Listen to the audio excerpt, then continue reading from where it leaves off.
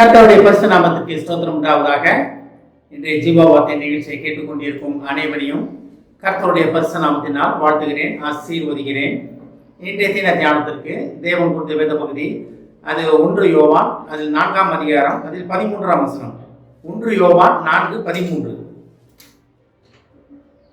அவர் தம்முடைய ஆவியில் நமக்கு தந்தருளினதாலே நாம் அவரிலும் அவர் நம்மிலும் நிலைத்திருக்கிறதை அறிந்திருக்கிறோம். பாருங்க, இன்றைய தினம் தேவன் நம்மகிட்ட சொல்ல ஆசைப்படுகிற ஒரு காரியம் என்னவென்றால், நாம் அவரிலும் அவர் நம்மிலும் நிலைத்திருக்கிறதை நாம் அறிந்து கொள்ள வேண்டும். அவர் நம்மில் நிலைத்திருக்கிறார். அது உங்களுக்கு பிடிக்குதோ பிடிக்கலையோ, அவர் நம்ம உங்களிடத்தில் இருக்கிறார், நம்ம இடத்தில் இருக்கிறார். ஆனா அதை நம்ம உணர்ந்து கொண்டோம்னா தேவனோட காரியம் நம்ம மூலமாக பலமாக வல்லமையாக வெளிப்பட ஆரம்பிக்கும். இதுதான் நம்ம பண்ற ஒரு மிகப்பெரிய தவறு. தேவன் எட்டெல்லாம் இருப்பாரா, நான் அதுக்கு தகுதியானவனா அப்படின்னா, உங்களை சிலுவையிலே தகுதிப்படுத்தி விட்டார், ரத்தத்தினாலே தகுதிப்படுத்தி விட்டார். அதான் அவசியம் எப்படி ஆரம்பிக்குது பாருங்க. அவர் நம்முடைய ஆவியில் நமக்கு தந்தருளினதாலே, அவர் நம்முடைய ஆவியில் என்னத்தை கொடுத்திருக்காரா, அவருடைய ஆவியை கொடுத்திருக்கிறார். அவர் தம்முடைய ஆவியில் நமக்கு தந்தருளினதாலே, அப்ப ஆவி அவருடைய ஆவியிலிருந்து நமக்கு கொடுத்திருக்கிறார். பரிசாவை நமக்குள்ள வாசம் பண்ணுகிறார். பரிசாவைனா நமக்கு நிறைய ஜாய் கொடுத்திருக்கிறார். கிருபைகள் இரக்கங்கள் மூலமாக நம்ம தேவனை அறிந்து கொண்டிருக்கிறோம், தேவனை தொடப்பட்டிருக்கிறோம். அதான் பாருங்க, நாம் அவரிலும் அவர் நம்மிலும் இருப்பதை நம்ம அறிந்திருக்கிறோம். எதனால் அறிந்திருக்க முடியும்? நம்ம அவர் ஆவியின் பிரசன்னத்தை நம்ம உணரும் பொழுது, ஆவியானவர் நமக்குள் வாசம் பண்ணுவதை உணரும் பொழுது நம்ம இதை உணர்ந்து கொள்ள முடியும். ஆனால் தான் ஆவியின் அபிஷேகம் கிறிஸ்தவர்களுக்கு கட்டாய தேவை.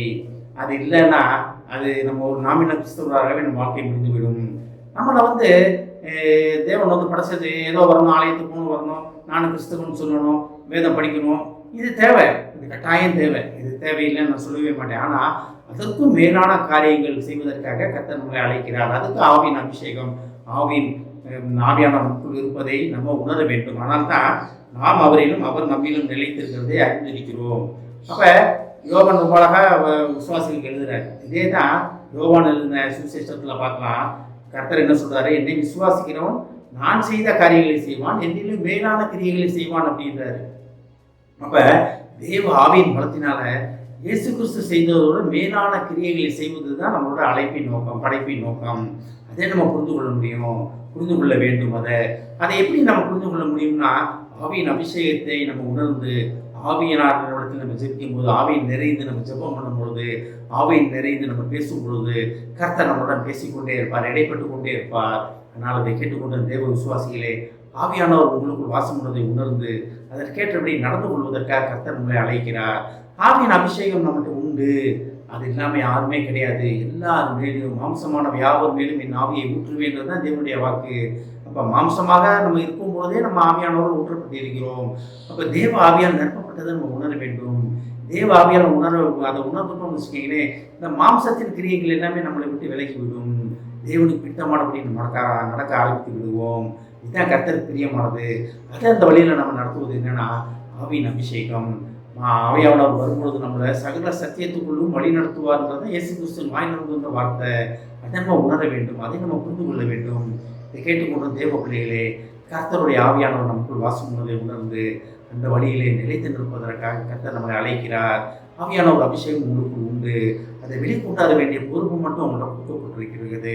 அந்நேரத்தை எனக்கெல்லாம் ஆவியான அபிஷேகமே இல்லைங்கன்னு நினைக்கிறீங்க, தெரியாது. அதை உணராமல் இருப்பது தான் நம்மளுடைய தவறு. இதை கேட்டுக்கொண்டு தேவஜனமே, இன்றைய தினத்திலே இதை கேட்டுக்கொண்டு முடிப்பொழுதிலே கர்த்தரின் அபிஷேகம் உண்மையில் வல்லமையாக இறங்குவதை நான் கவனிக்கிறேன், நான் பார்க்கிறேன். கர்த்தர் அதை எனக்கு உணர்த்துகிறார். வாஞ்சியுள்ளவன் மேல் என் ஆவியை ஊற்றுவேன். வாஞ்சியோடு நீங்கள் கேட்டுக்கொண்டு இருக்கீங்க.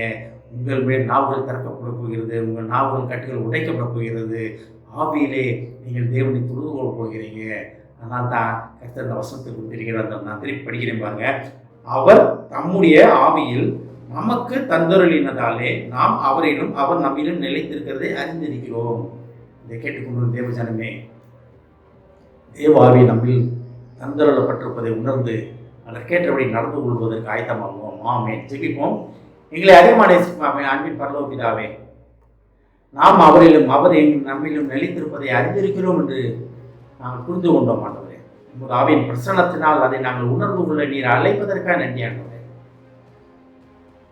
உமது ஆவியில் நிறைந்து நாங்கள் ஜெபம் பண்ணவும் எப்பொழுதும் உமது ஆவியான ஆவியிலே பேசிக் கொண்டிருப்போம். நீர் அழைப்பதற்காக நன்றி ஆண்டவரே.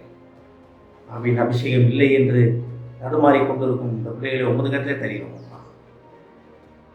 நிரப்பும் அப்பா, நிரப்ப மாட்டோம், நிரப்ப மாட்டோம். கேட்டுக்கொண்டிருக்கும் ஒவ்வொருவரையும் ஆசீர்வதிக்கிறோம் அப்பா.